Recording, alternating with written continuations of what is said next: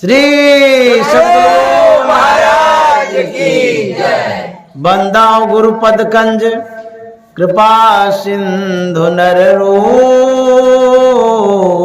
हरि महामोहतम पुंज जासु बचन रवि कर निकर। श्री सद्गुरु महाराज की जय। परमाराध्य सद्गुरु महाराज गुरुदेव महर्षि संत सेवी परमहंस जी महाराज बरारी घाट के विशेष सत्संग प्रेमी महानुभावों माता एवं बहनों, आज 15 फरवरी है और 2023 ईस्वी है। मैं इस आवास पर आदरणीय महेंद्र बाबू के घर पर बहुत वर्षों से सत्संग करते आ रहा हूँ। इस बार भी आपने बुलाया, आपके परिवार ने हमें यहाँ स्थान दिया, जगह दिया, यह मेरा बड़ा सौभाग्य है। मैं यहाँ आ पाता हूँ, इसमें सद्गुरु की बड़ी कृपा है। तो आज जो यह सत्संग है, यह आदरणीय महेंद्र बाबू की जो पोती है सविता कुमारी, उसका जन्मदिन है। प्रत्येक वर्ष मनाते हैं, उत्साह से खुशी से मनाते हैं और सभी सत्संग प्रेमी को बुला करके मनाते हैं। इनके जो पुत्र हैं, 2 हैं, एक रवि कुमार जी, दूसरा शशि कुमार जी। तो रवि बाबू की जो बेटी है सविता, उनका जन्मदिन है। समय बीतते देर नहीं लगती है और समय जब बीतता है तो मानव जीवन में परिवर्तन भी आता है, बदलाव भी आता है। कितने लोग थे चले गए और जो बचे हुए हैं वो भी चले जाएंगे। यह संसार परिवर्तनशील है, बदलते ही रहता है। हम लोग उन बच्चियों के लिए शुभकामना करें, मंगल कामना करें, वो खूब मन से पढ़े, आगे बढ़े और दुनिया में नाम करे। इसलिए भी हम लोग सत्संग करने आए हैं।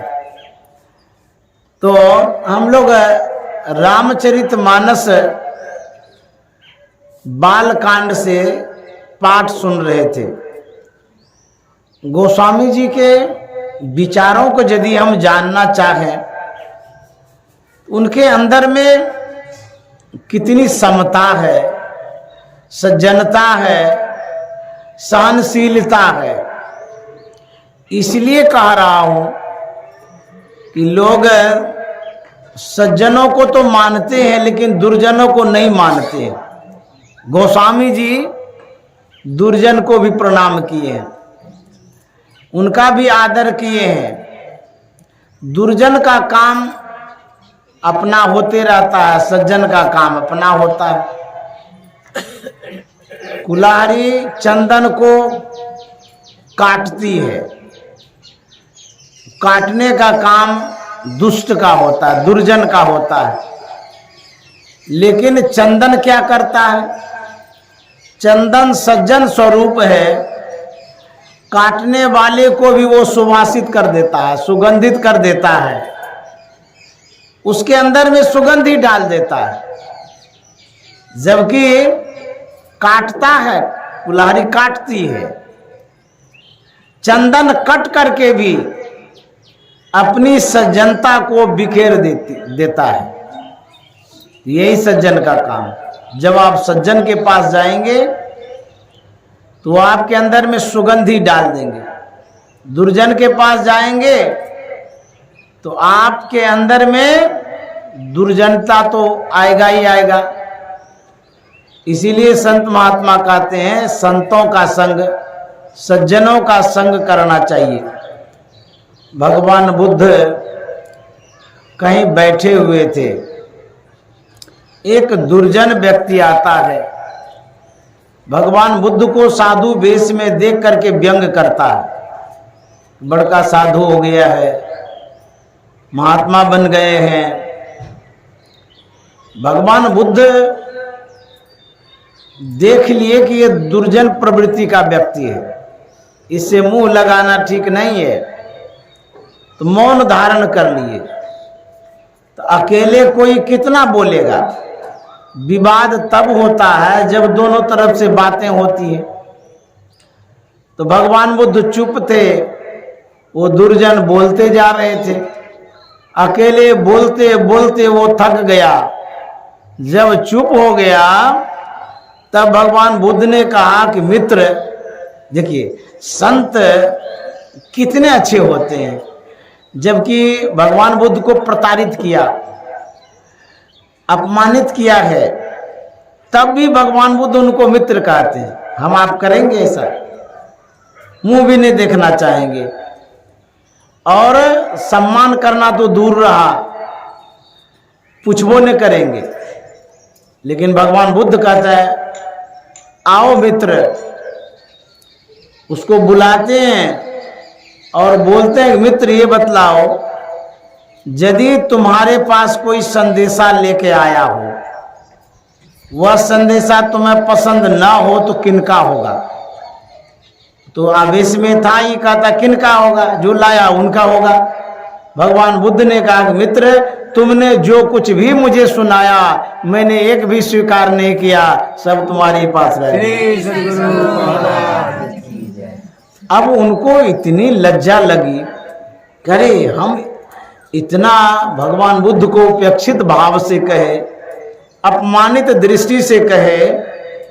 जो भी बातें मैंने भगवान बुद्ध को सुनाया वो तो एक भी स्वीकार नहीं कि वो मेरे पास रह गया। जब अपने में ढूंढते हैं तो पता चलता है हम जो कह रहे हैं दूसरे को कैसा लगता होगा। तो भगवान बुद्ध यही सिखा रहे हैं कि सहिए लहिए, जो सहता उनकी बनती है, जो सहना नहीं जानता उसका सब कुछ बिगड़ जाता है। तो भगवान बुद्ध ने शिक्षा दिया कि यदि आप किसी को अपना जैसा बनाना चाहते हैं, अपने विचारों में किसी को ढालना चाहते हैं, तो विचारों में ढालने के लिए क्या करना होगा? कहते हैं सहना पड़ेगा। कुंभकार घड़ा बनाता है, एक से एक सुंदर घड़ा, लेकिन सहता कितना है? कंकड़ पत्थर निकालता है, कभी कभी गड़ भी जाता होगा। कितना कष्ट होता होगा कुंभकार को।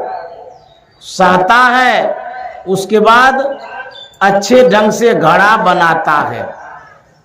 ठीक उसी तरह से जो सद्गुरु होते हैं, गुरु होते हैं, मार्गदर्शक होते हैं, अभिभावक जो होते हैं, पेरेंट्स जिसको कहते हैं, चाहे वो घर का गार्जियन हो, पिता के रूप में हो या माता के रूप में हो, उनको कैसा होना चाहिए? सहनशील।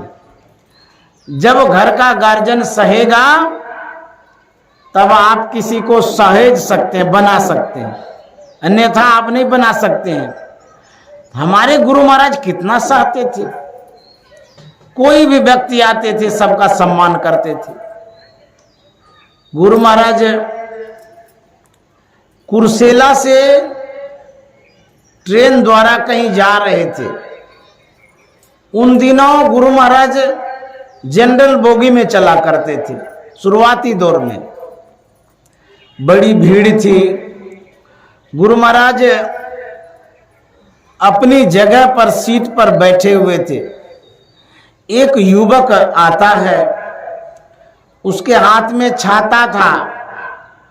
तो गुरु महाराज को कहते हैं कि बाबा ये छाता थोड़ा पकड़िए तो हम गेट से घुसेंगे। तो खिड़की से छाता पकड़ा दिए, गुरु महाराज पकड़ लिए। वह अंदर आया, छाता वो लिया, लेकिन इतना मूढ़ आदमी था वो गुरु महाराज को साधु वेश में अपमानित करने लगा। अब देखिए गुरु महाराज कितने सज्जन थे, छाता भी पकड़ लिए, और ये कितने दुर्जन मूढ़ आदमी ये अपमानित करने लगे गुरु महाराज को। साधु वेश में देख करके उपेक्षित करने लगे, व्यंग्यात्मक शब्द बोलने लगे।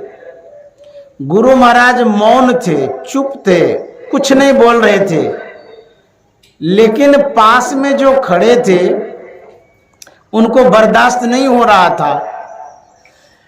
उस सज्जन के मन में होता है कि ये लड़का कितना उदंड है, उज्जड़ है। एक तो बाबा छाता भी पकड़ लिए और दूसरे में उसी बाबा को अपमानित कर रहे हैं।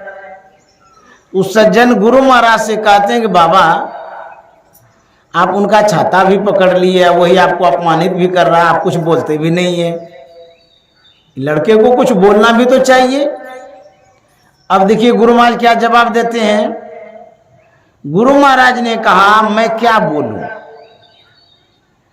ये बोलता है तो अपने स्वभाव के अनुरूप ये बोलता है। मैं यही मानता हूं कि जिस तरह से हमारा लड़का होता ये भी हमारे लड़के के समान है, बोलता है तो बोलता है। देखिए कितने अच्छे ढंग से गुरु महाराज उन बातों को रखते हैं। ऐसे थे हमारे गुरु महाराज। भगवान बुद्ध सत्संग करते थे, उनकी ख्याति फैल गई थी, बहुत दूर दूर तक नाम हो गया था भगवान बुद्ध का। तो दुर्जन प्रवृत्ति का जो व्यक्ति होता है वो तो जलते रहता है।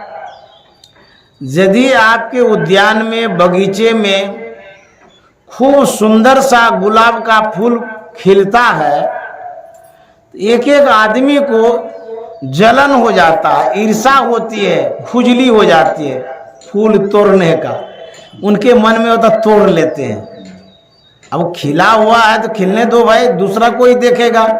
लेकिन नहीं, उनको बर्दाश्त नहीं होता, इतना बढ़िया खिला है तो उसको तोड़िए लो, तोड़ करके बर्बाद कर देता है।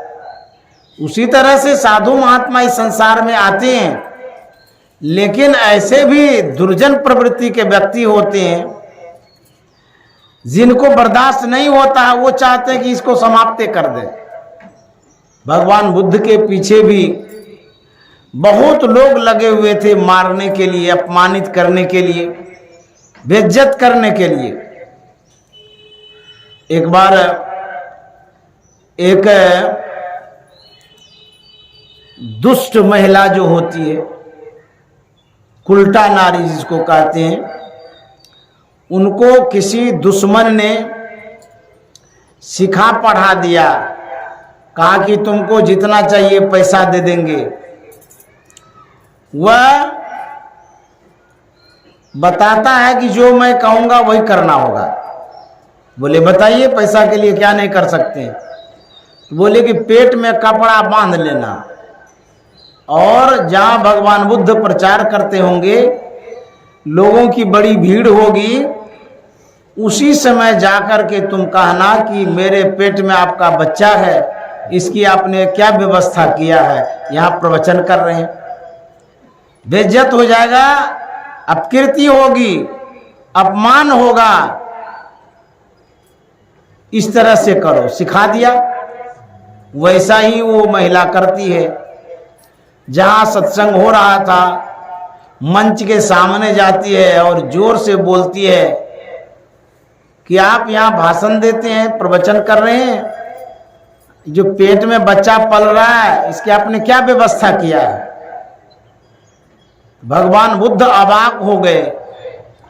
जितने श्रोता थे उनको भी बड़ा आश्चर्य लगा कि ये क्या घटना या घट गई। भगवान बुद्ध बोलना बंद कर दिए, सब साइलेंट है, चुपचाप हो गया। लेकिन कहते हैं साधु अवज्ञा तुरंत भवानी, कर कल्याण अखिल के हानि। जब संत का अपमान होता है, संत सजा नहीं देते हैं, बल्कि उसके कर्मों के कारण प्रकृति सजा देती है। अब होता क्या है इंद्र भगवान को रहा नहीं गया। इतनी बड़ी बेइज्जती देख करके भगवान इंद्र को नहीं रहा गया, वह चूहा बन जाता है। इंद्र चूहा बन जाता है और उसके पेट में जो कपड़ा था उसको कुतर देता है, कुतर करके सब नीचे गिरा दिया। उस महिला का पोल खुल गया। सब कोई कहने लगे मारो मारो मारो इसको। श्री सद्गुरु भगवान बुद्ध ने कहा कि नहीं नहीं, इसको अभय दान दे दो। देखिए इतनी बेइज्जती हुई भगवान बुद्ध की, इतनी बेइज्जती हुई भगवान बुद्ध की, तब भी कहते हैं कि इसको अभय दान दे दो। ऐसे संत होते हैं।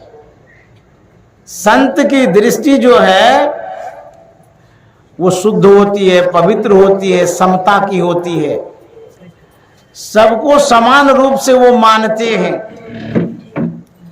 हम दयानंद सरस्वती को जानते होंगे। इसी तरह से सत्संग का प्रचार प्रसार करते रहते थे। दयानंद सरस्वती एक गांव में गए थे। गांव के एक नाई, जिसको ठाकुर बोलते हैं, बाल दाढ़ी जो बनाता है, वह व्यक्ति दयानंद सरस्वती से मिलता है और निवेदन करता है, प्रार्थना करता है कि स्वामी जी मेरे यहाँ भोजन करना स्वीकार करेंगे। वो तो साधु संत थे, उसमें क्या था, उसको कोई जाति पाति की बात नहीं थी। बोले हाँ हाँ क्यों नहीं करेंगे, जरूर करेंगे आपके यहाँ भोजन। समय निर्धारित कर दिया गया। दयानंद सरस्वती समय के अनुरूप अपने सहयोगियों के साथ, शिष्यों के साथ नाई के घर पर पधारता है। बड़े सम्मान के साथ नाई बैठाते हैं और नाई के पास जो कुछ भी व्यवस्था थी रोटी सब्जी की, वही सभी शिष्यों के साथ और दयानंद सरस्वती के पास परोसता है, बड़ी श्रद्धा से, निष्ठा से, कि हमारे यहाँ संत आए हैं, सज्जन आए हैं, महापुरुष आए हैं। साधारण व्यक्ति के अंदर में बड़ी श्रद्धा होती है। जिनके अंदर में श्रद्धा और विश्वास होता है, जिनके अंदर में भक्ति होती है, उन्हीं के पास भगवान भी पहुंचते हैं, उन्हीं के पास संत भी पहुंचते हैं।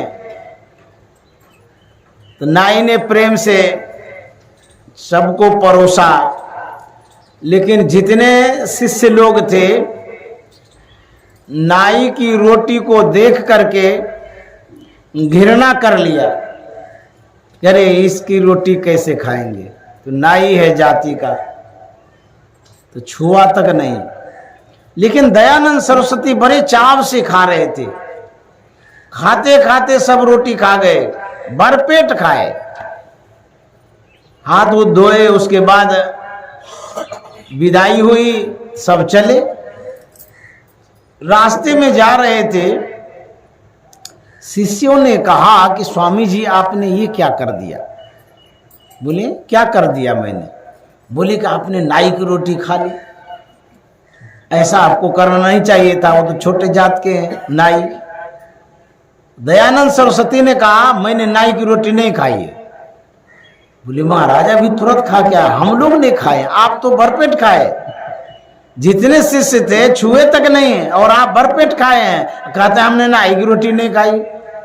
दयानंद सरस्वती ने कहा हमने नाई की रोटी नहीं खाई बल्कि गेहूं की रोटी खाई। अब देखिए कैसे संत होते हैं, उनके अंदर में भावना कैसी होती है। जाति न पूछो साधु की, पूछ लीजिए ज्ञान, और मोल करो तलवार की, परा रहन दो म्यान। कहते हैं कि जाति पाति की बात नहीं होती है संत मत में। किसी भी जाति के हो, किसी भी पाति के हो, कोई भी हो, यहां सब एक समान से जाना जाता है, माना जाता है, पहचाना जाता है। सिर्फ ज्ञान की दृष्टि से देखते हैं हम लोग, जाति की दृष्टि से नहीं, ज्ञान की दृष्टि से हम देखते हैं तो सब एक समान है। तो गुरु महाराज ने जाति की दीवार को तोड़ दिया और सबको एक सूत्र में बांध दिया। जितने मनुष्य तनधारी हैं प्रभु भक्ति कर सकते सभी, अंतर व बाहर भक्ति कर घटपट हटाना चाहिए।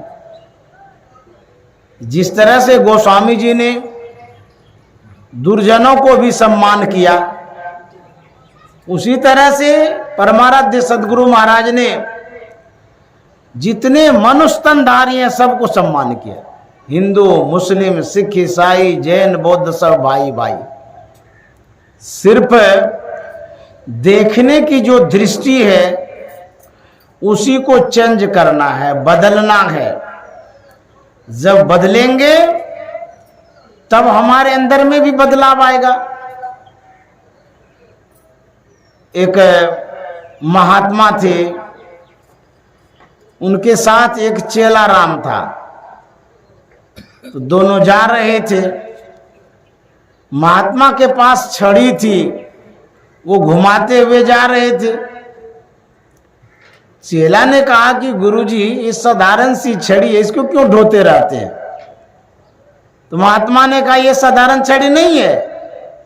बोले और क्या है? साधारण ही तो है छड़ी, इसमें और क्या कला है? बोले चमत्कारिक छड़ी है। बोले महाराज क्या गजब की बात करते, ये सिंपल साधारण सी छड़ी है, लकड़ी की है, इसमें क्या चमत्कार होता है? तो गुरुजी ने कहा इसमें चमत्कार यही होता है, जो इस छड़ी को अपने शरीर में सटाएगा उसके अंदर में कितना गुण अवगुण है सब ये दिखा देगा। बोले अच्छा ऐसी छड़ी है? बोले हाँ। तो बोले एक बार हमको दीजिए ना। तो बोले लो। तो वो छड़ी ले लिया। उसके बाद वो छड़ी लिया तो सोचने लगा ऐसी सही में छड़ी है। अच्छा यदि सही में है तो एक बार सटा के देखेंगे तभी तो पता चलेगा, परीक्षा लेनी चाहिए ना। सोचता है कि किसको सटावे, अब कोई नहीं है आसपास में। उसके मन में होता है कि गुरुजी में ही सटा देते हैं, इसने ही हमको छड़ी दिया है, इसी को पहले जांचते हैं कि कितना गुण अवगुण है। तो चट से गुरुजी के शरीर में सटा दिया। तो महात्मा ने कहा रे तुम ये क्या कर रहे हो? बोले गुरुजी आप ही तो कह रहे थे चमत्कारिक छड़ी है, तो इस छड़ी का जांच कर रहे हैं, परीक्षा ले रहे हैं कि सही है कि नहीं है। बोले सबसे पहले हम ही में सटा दिया।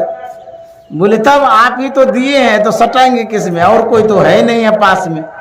बोला अच्छा कोई बात नहीं, सटा के देखो। तो जैसे ही देखा गुरुजी के अंदर में बहुत अवगुण दिखाई दिया।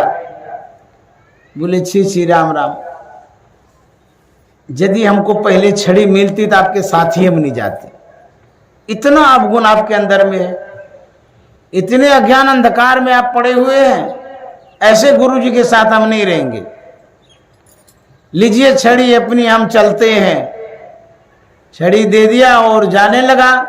बोले चेला राम जरा सुनो तो सही, अरे हम में सटा के तो तुम देखिए न लिया, एक बार तुम अपने में भी सटा के देखो तो बराबर हो जाएगा ना, कैसा है नहीं है क्या है पता तो चल जाए। बोले हाँ हम अपने में भी देख लेते हैं, देखे तो आप में इतना है हम में कितना। तो फिर छड़ी लिया, अपने में सटाया।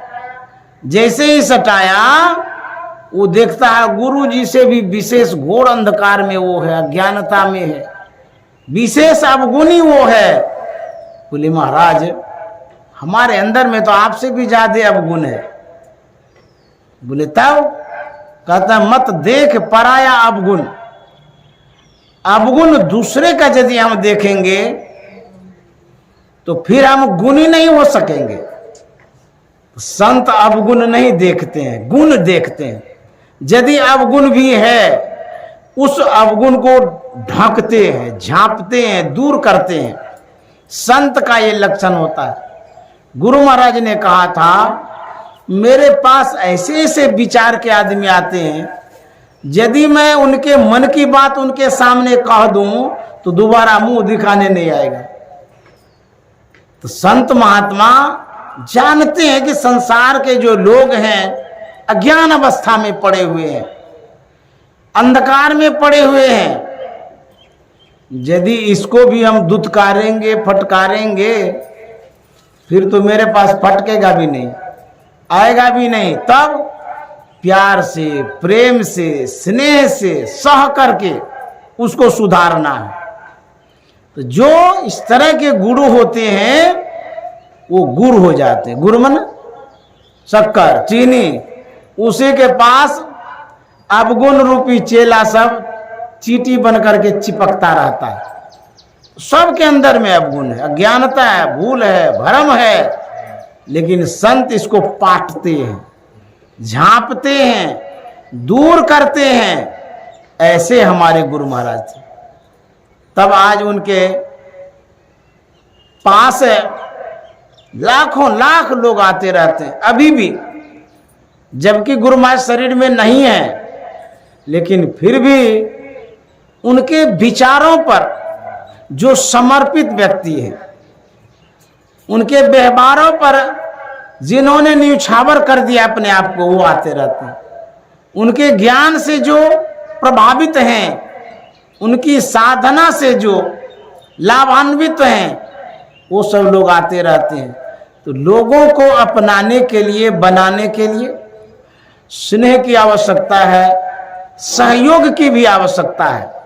जब हम एक दूसरे को कोऑपरेट करते हैं, सहयोग करते हैं, मदद करते हैं, तब वो हमारे पास आता है।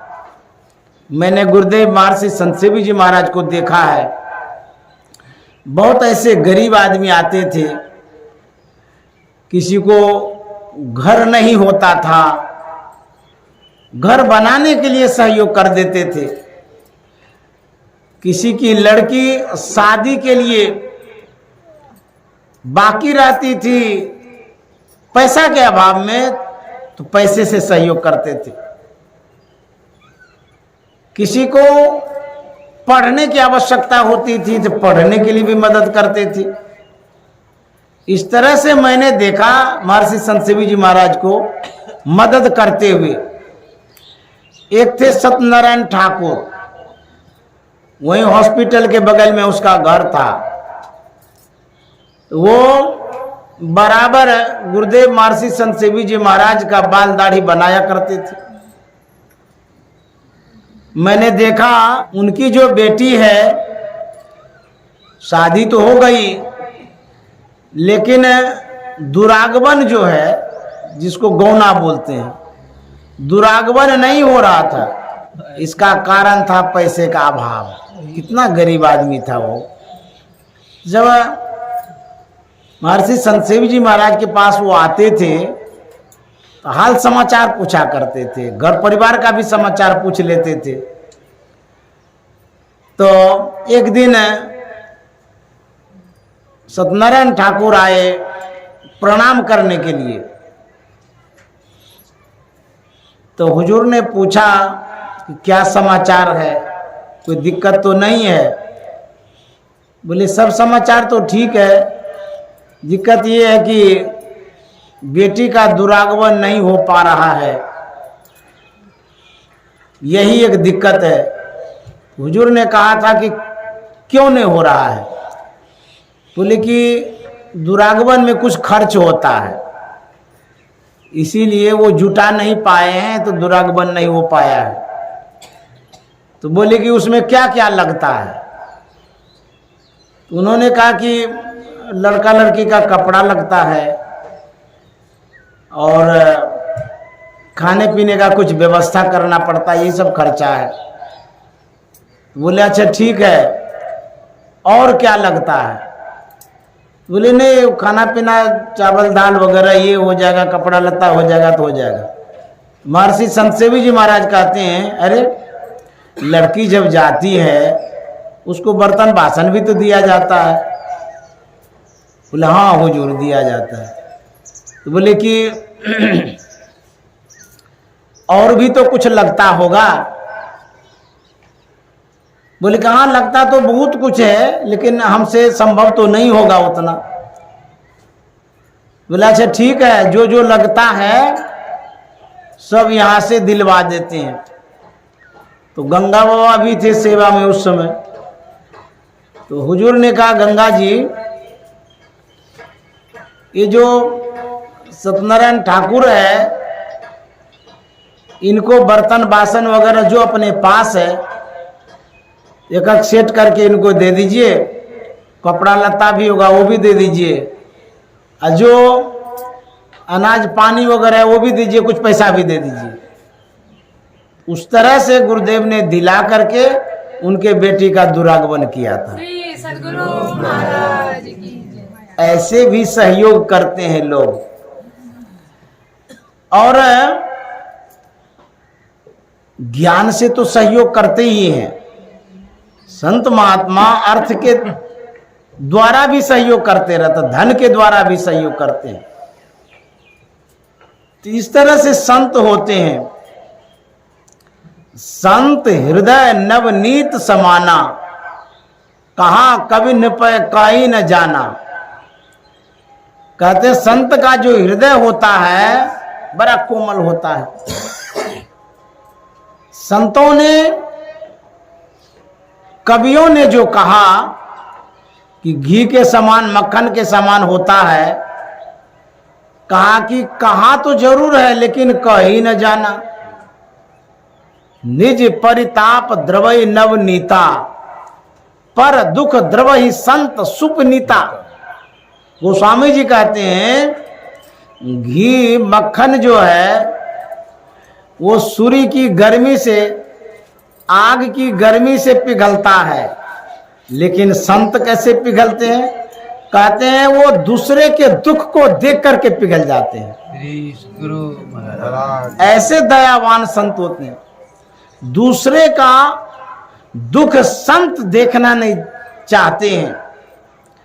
तो जो दीन दुखी व्यक्ति होते हैं उनको शरण संत के पास ही मिलता है, और कोई शरण नहीं देते हैं। सब दुत्कारते हैं, फटकारते हैं, भगाते हैं, लेकिन संत शरण देते हैं। गुरु महाराज ने कहा था जिसको कोई नहीं पूछता है वह यदि मेरे पास आता है तो मुझे बहुत खुशी मिलती है। बुझिए, ऐसे थे हमारे गुरु महाराज। उन्होंने प्रचार प्रसार जो किया सबके हित के लिए किया, सबके कल्याण के लिए किया है। इसलिए संतों ने कहा संत शरण जो परा, ताहि का लगा ठिकाना, और कहीं नहीं कुशल सकल बैराट चबाना। संत के शरण में जो रहते हैं उसका कल्याण होता है। जो संत के शरण से दूर रहते हैं उसका कभी कल्याण नहीं होता है। तो गोस्वामी जी ने दुष्ट को भी प्रणाम किया, दुर्जन को भी प्रणाम किया है। ऐसे हमारे संत थे गोस्वामी तुलसीदास जी महाराज। एक बार महर्षि दयानंद सरस्वती के आश्रम में चोर आ गया। जो भी सामान लेना था सो तो लिया ही।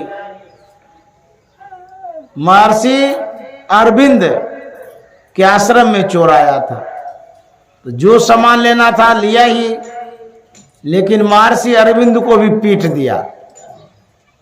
जब तक पुलिस आती है तब तक में चोर भाग गया। तो पुलिस जब आई, पता लगाया कि महर्षि अरविंद को भी पीट दिया है, तो पुलिस जो है ना मखौल करने लगी।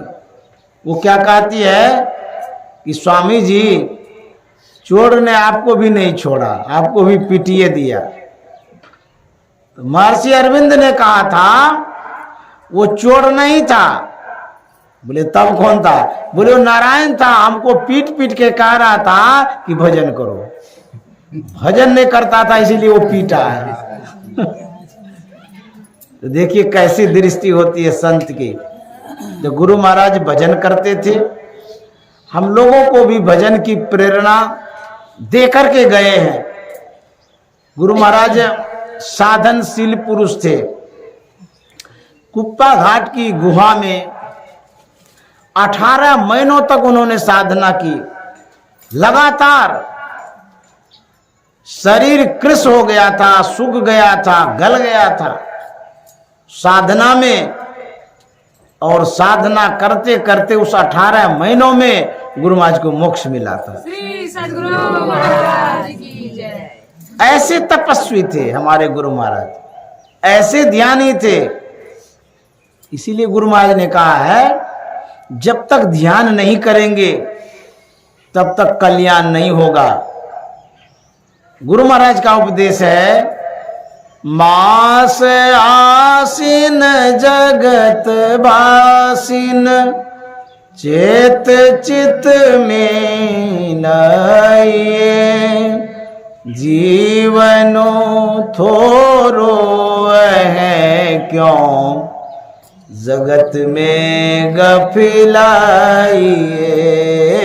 जीवनो थोरो है क्यों, जगत में गफिलाइए। गुरु महाराज कहते हैं, ऐ संसार के लोगों, यहाँ जो बसे हुए हैं, छोड़ना नहीं चाहते हैं संसार को, सावधान करते हैं कि जगत वासिन चेत चित में लाइए। क्यों ऐसा कहते हैं गुरु महाराज? इसलिए कहते हैं, ना भयो जग काहू को, कितनों को अपनों कियो, करी जतन जो याई त्याग्यो, शांति सुख सोई लियो, करी जतन जो याई त्याग्यो, शांति सुख सोई लियो।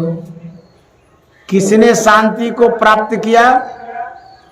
कहते हैं, करी जतन जो याही त्याग्यो, जिसने यत्न पूर्वक प्रयत्न पूर्वक इसको त्यागा है, मतलब संसार को। संसार जो आंख से दिखाई देता है उसको संसार कहते हैं, तो छोड़ कैसे सकते हैं? कोई छोड़ना चाहता है? हम लोग भी नहीं छोड़ना चाहते। संसार को सब पकड़ना चाहते हैं। एक नया सत्संगी बना, पैसा वाला था। जब वो प्रार्थना करने लगे, स्तुति गाने लगे, उस क्रम में उनको एक शब्द मिला, सब प्यारा परिवार और संपत्ति नहीं भावे। अटक गया वहां, रुक गया वहां। बोला, अरे ये क्या लिखा हुआ है? सब प्यारा परिवार और संपत्ति नहीं भावे, इसको तो हम हरगिज नहीं गावे, क्योंकि हमको तो सब भावे। इतना बढ़िया चीज है, कहते हैं कि नहीं भावे। गुरु महाराज बैरागी थे, त्यागी थे, साधु महात्मा थे, इसीलिए उनको नहीं भावे। लेकिन हम लोग तो गृहस्थी हैं, पारिवारिक जीवन बिताते हैं, हमको तो यही सब भावे, इसीलिए हम नहीं गावे। वो गाना ही छोड़ दिया। तो जब समूह में गाते हैं, तो जब आगे पीछे कोई करता है तो लय ताल गड़बड़ा जाता है, पता चल जाता है कि उसने नहीं गाया, तो गावे नहीं करते थे।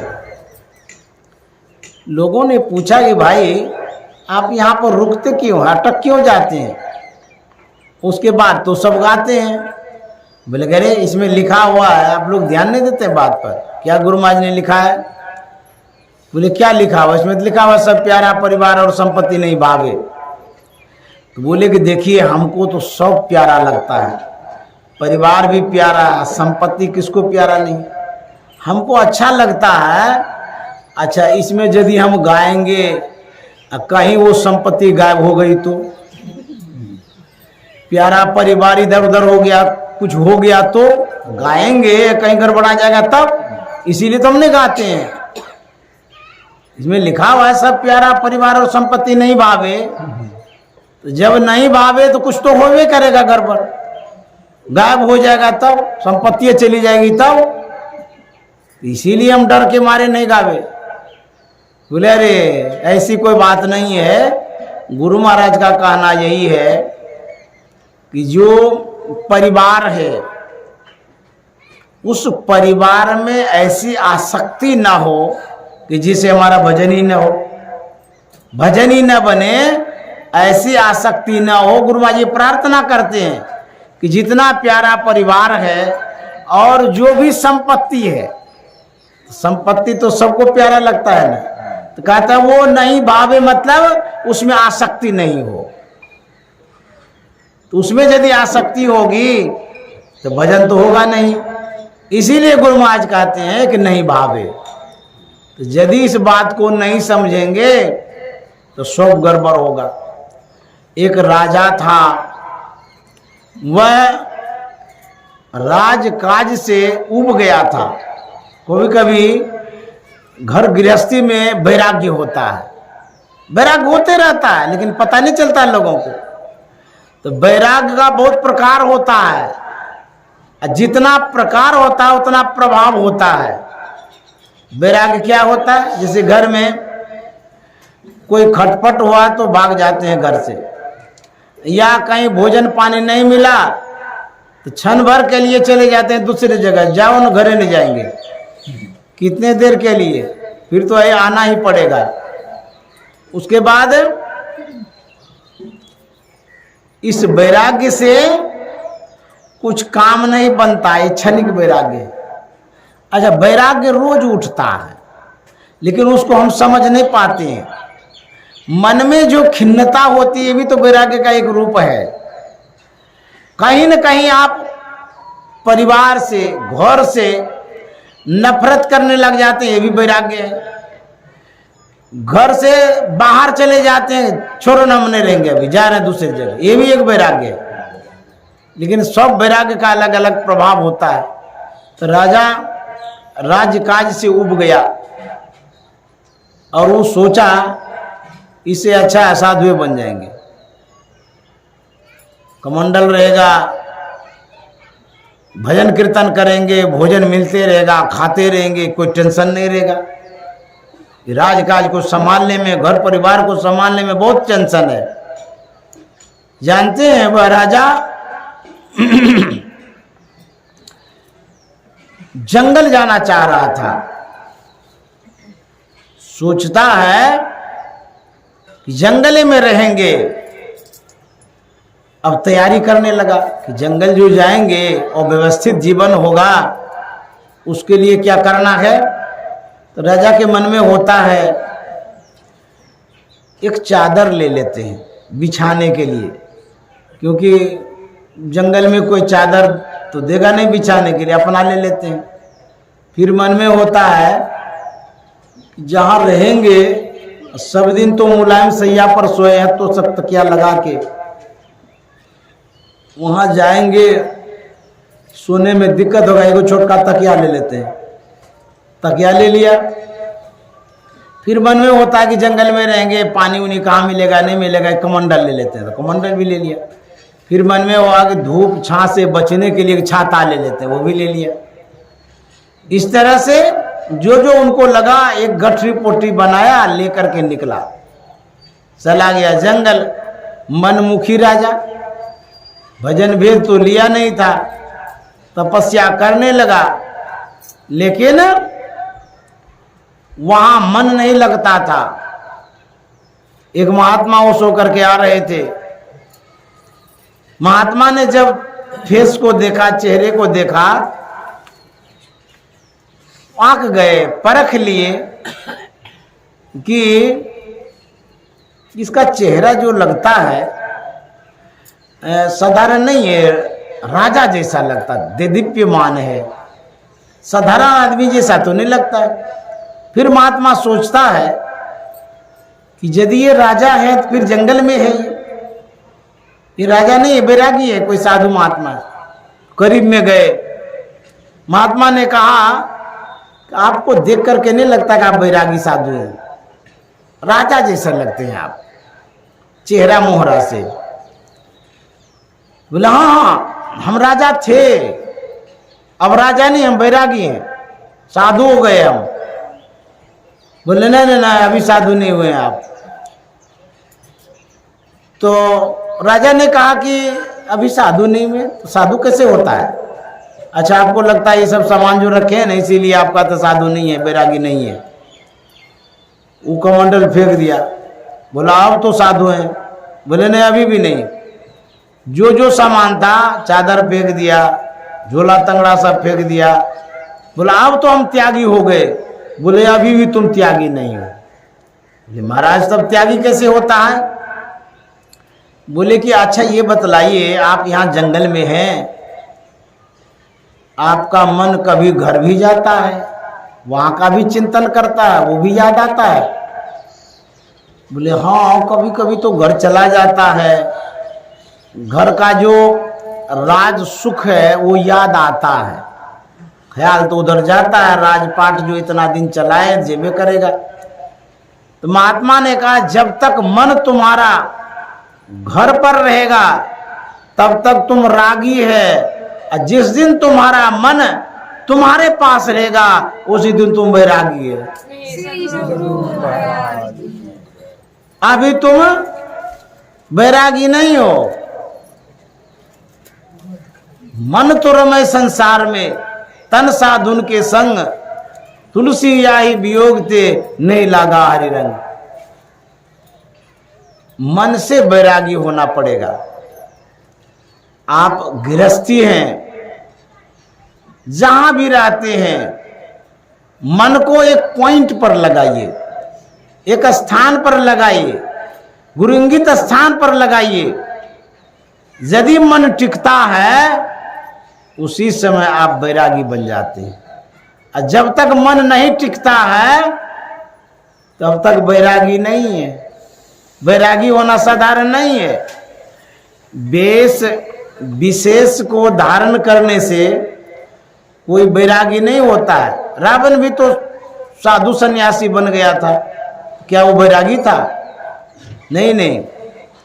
जो साधना करता है, जो ध्यान करता है, अपने मन को जो समेट लेता है, समेटने के क्रम में नहीं, समेट लेता है, जिस समय समेट लेता है, जितनी देर के लिए वो समेट के रखता है उतनी ही देर के लिए वो बैरागी है, अन्यथा रागी है, रागी है। ये नहीं कि हर वक्त बैरागी हो रहता है, हर वक्त बैरागी नहीं रहता है। हाँ वेश के दृष्टि से वो बैरागी है, माहौल के दृष्टि से वो बैरागी है, खान पान सादा खा लिए इसलिए भी बैरागी है, कपड़ा थोड़ा सिंपल वाला पहन लिए तो इसलिए भी बैरागी कह सकते हैं, हाथ में कमंडल ले लिए, थाली बर्तन अपना ले लिए इसलिए भी बैरागी कह सकते हैं उस दृष्टि से। लेकिन सही में बैरागी तब होता है जब मन को टिका के रखते हैं। तो मन को तो कोई भी टिका सकता है, महिला भी टिका सकती है, पुरुष भी टिका सकते हैं, गृहस्थी भी टिका सकता है, विरक्ति भी टिका सकता है। तो बैरागी वही होता है जो मन को संसार की ओर से, विषयों की ओर से अलग करके रखता है। हर वक्त मन बैरागी जैसा नहीं रहता है, सबके मन में राग विराग चलते रहता है। कभी बैरागी भी होता है, कभी राग भी होता है, लगाव आसक्ति, लेकिन ये स्थूल दृष्टि से होती है। जैसे मान लिया आपके मन में बैरागी हो गया तो घर छोड़ करके चले आए तो बैरागी नहीं हुए हैं अभी, ये तन का बैरागी है, मन का बैरागी नहीं है। मन का बैरागी तब होगा जब साधन भजन करेंगे। एक बार बाबा नानक के पास एक जिज्ञासु गए, उन्होंने कहा कि बाबा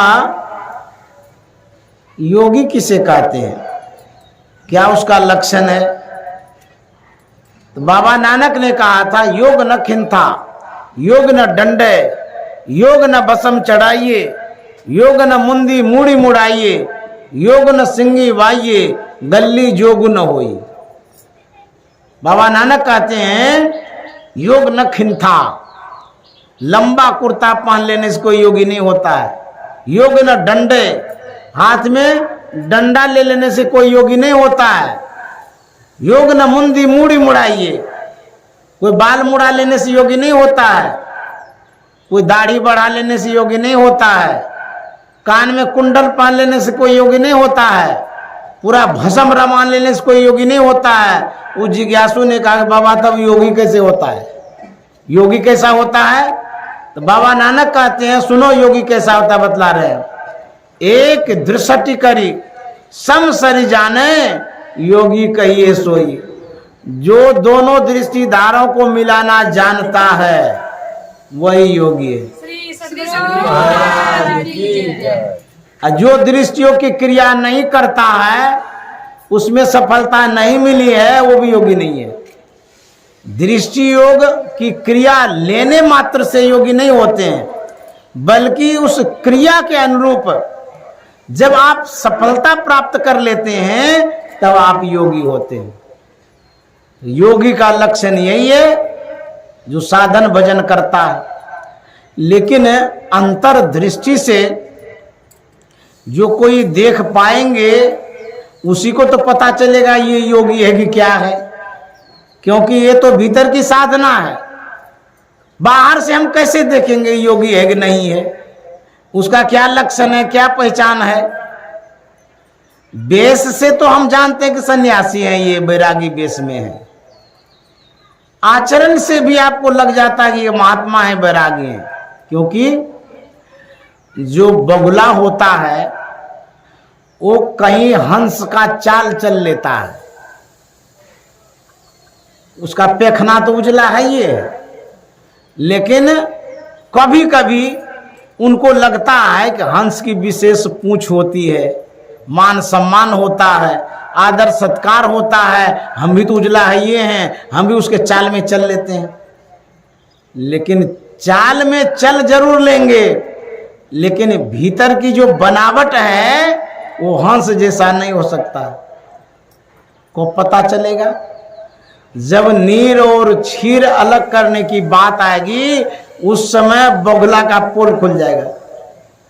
क्योंकि हंस जो होता है वह पानी और दूध को अलग कर लेता है, और जब उस समय कहेगा बगुला को तुम भी करो अलग, तब क्या होगा?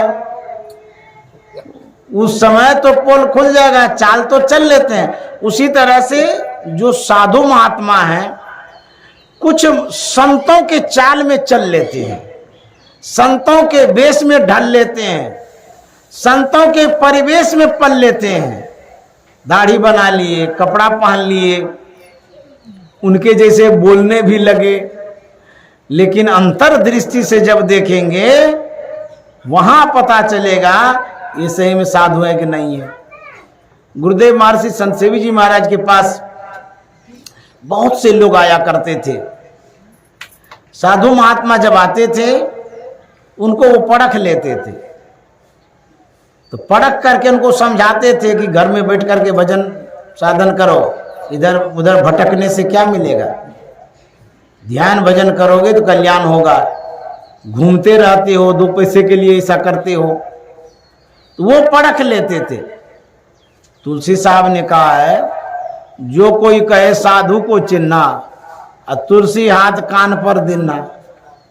क्यों ऐसा कहते हैं? साधु को परखने की तराजू आपके पास नहीं है, कैसे पहचानिएगा ये साधु है कि नहीं है? आपको कैसे पता चलेगा? वेश से तो पता चल जाएगा, लेकिन पता लगाना बड़ा मुश्किल है। जोन चाल संसार की तोन साधुन की नहीं। हमारी जो गति है उस साधु की गति नहीं है। हमारी गति है स्थूल दृष्टि से, पैर से हम चलते हैं। साधु कैसे चलता है? साधु पैर से नहीं चलता है, बल्कि सूरत से चलता है, श्री सद्गुरु महाराज अंतर्दृष्टि से चलता है। दृष्टि रथ चढ़ी श्रुति धावे हो रामा नैन नगर। पैर से तो हम लोग चलते रहते हैं, साधु महात्मा भीतर भीतर चलते हैं।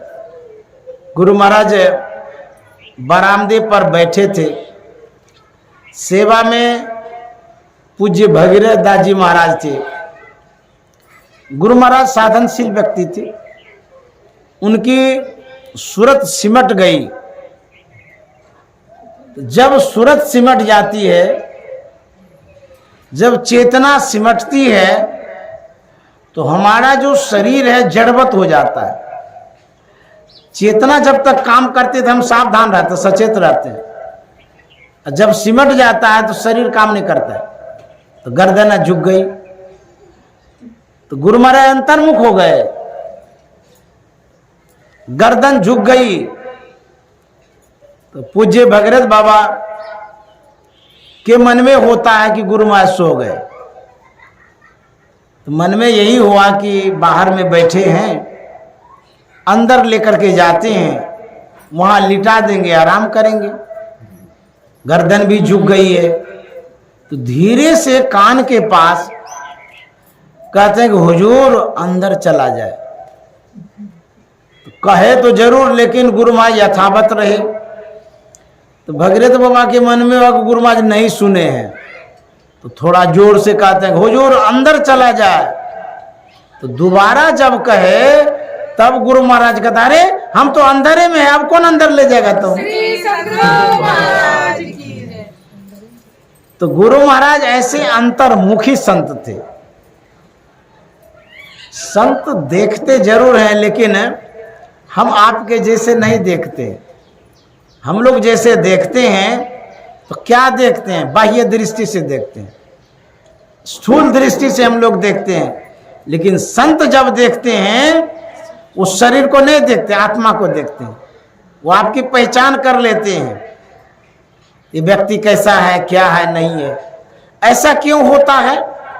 क्योंकि उनके पास जो दर्पण है, संत के पास, वो ज्ञान का दर्पण है। ज्ञान के दर्पण में शरीर नहीं दिखता है, सिर्फ आत्मा ही आत्मा दिखती है। इसीलिए आपको वो पहचानते हैं आत्मदृष्टि से। संत महात्मा जाति की दृष्टि से नहीं पहचानते, ये रूप रंग से नहीं पहचानते हैं, ज्ञान के दृष्टि से वो देखा करते हैं। तो दिखाने का काम कौन करते हैं? संत महात्मा। तो कबीर साहब ने कहा है, कागा से तोहे हंस करेंगे, कागा से तोहे हंस करेंगे, मिट जाए उर के दाग रे, तेरी अच्छी बनेगी संतन के संग लाग रे, तेरी अच्छी बनेगी, अच्छी बनेगी तेरी किस्मत जगेगी, अच्छी बनेगी तेरी किस्मत जगेगी, होए बड़ो तेरो भाग रे, तेरी अच्छी बनेगी, होए बड़ो तेरो भाग रे, तेरी अच्छी बनेगी। श्री सद्गुरु महाराज की जय। इन्हीं शब्दों के साथ वाणी में विराम। और पुनः एक बार उन बच्ची के लिए साधुवाद, शुभकामना, मंगल कामना है जो 17 वर्ष की हो गई आज, सविता कुमारी, रवि बाबू की बच्ची जो है, उनके लिए खूब शुभकामना है। खूब पढ़े, खूब आगे बढ़े। और उनकी दादी माँ ने विशेष आग्रह करके मुझे बुलाया। उनके दादाजी ने विशेष स्थान दिया, उनके माता पिता ने भी मुझे स्थान दिया। इसलिए इन लोगों को भी साधुवाद। और वो अच्छे परिवार में बच्ची है, सत्संगी परिवार की है। तो सत्संगी परिवार में संस्कार उस बच्ची का अच्छा ही है। जब से जन्म लिया है, जन्मदिन मनाते ही चले आए। कितना सौभाग्यशाली बच्ची है। वो खूब मन से पढ़े, आगे बढ़े, ये शुभकामना उनके लिए करते हैं। और आप जो श्रोता बैठे हैं, आप ना होते तो मैं किसे सुनाता। आपसे तो शोभा बढ़ी है इस यज्ञ की, जन्मदिन की। आपको भी बहुत बहुत साधुवाद। आप लोग खूब साधन भजन करें, ध्यान करें, और गुरु महाराज का जो ज्ञान है उसको अपनाते रहें। और बहुत सारी चर्चाएं होती रहती है संत मत में। सभी चर्चाओं को एक साथ हम सम्मिलित नहीं कर सकते हैं, कोई भी नहीं कर सकता है। इतना विषय है संत मत में, तो जो आता है मन में उस समय वही मैं बोल देता हूं। और मैं कोई वैसा साधक नहीं हूं जो साधना संबंधी गूढ़ बात आप लोगों को बताता रहूं। जो मेरा ज्ञान है वो किताबी ज्ञान है। मैंने जो गुरु महाराज के किताब को पढ़ा, महर्षि संत सेवी जी महाराज से जो सुना, उन्हीं बातों को जो स्मरण में रख पाया हूं, तो बोलने के समय वही मैं बोल देता हूं। और मुझ में कोई ऐसी बात नहीं है जो मैं बोल करके आपको प्रसन्न कर सकूं या ऐसा ज्ञान दूं जिससे आपको विशेष लाभ हो। तो जो मेरे पास है वही मैं सुनाता रहता हूं सब जगह। आप लोगों ने सुना, धैर्य से ध्यान से सुना है। आप लोग पुराने सत्संगी हैं, इतना देर जो आपने समय दिया है, आप लोगों को ढेर सारा साधुवाद है। श्री सद्गुरु महाराज की जय।